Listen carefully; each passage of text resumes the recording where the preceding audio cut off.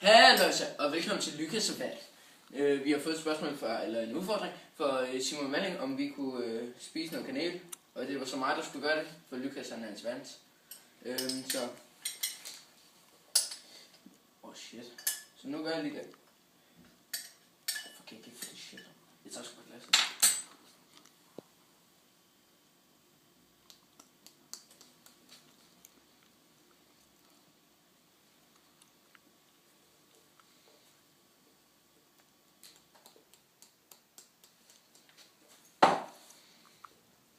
Ja.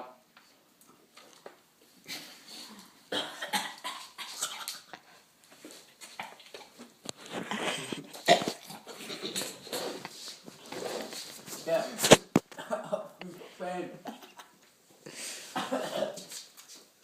Sig noget, Lukas. Sig lige noget. Og du har så vandt og spist noget kanel. Vi ses.